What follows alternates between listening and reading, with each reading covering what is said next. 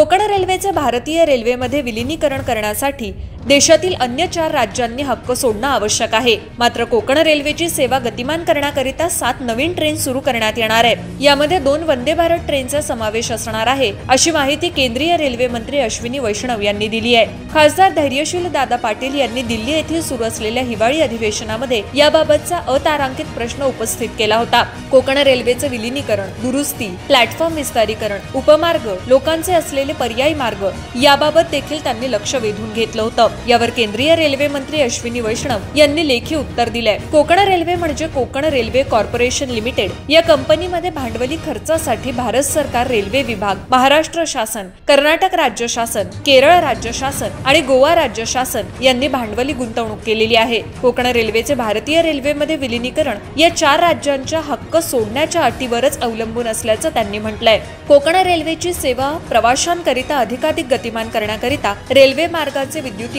रोहावीर सेक्शनचे दुपदरीकरण, अतिरिक्त थांबे अशा पद्धतीच्या योजना राबवल्या असून भविष्यामध्येही त्या राबवण्यात येतील। तसंच 7 नवीन ट्रेन, त्यामध्ये 2 वंदे भारत ट्रेन जोडण्याकरिता दिल्या आहेत। प्रवाशांच्या आणि स्थानिक नागरिकांच्या सोयीकरिता ओव्हरब्रिज, सबवे, पाथवे, नवीन प्लॅटफॉर्म रुंदीकरण अशा देखील सोयी अधिकाधिक उपलब्ध करून देण्याचं लेखी उत्तरात आश्वासन रेल्वे मंत्र्यांनी दिलंय। खासदार धैर्यशील पाटील यांनी आपल्या पहिल्याच अधिवेशनामध्ये कोकण रेल्वेचा प्रश्न उपस्थित केलाय।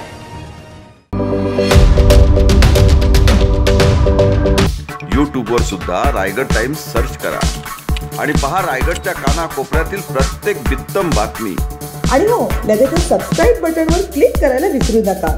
रायगड टाइम्स, आपला चॅनल, आपला आवाज।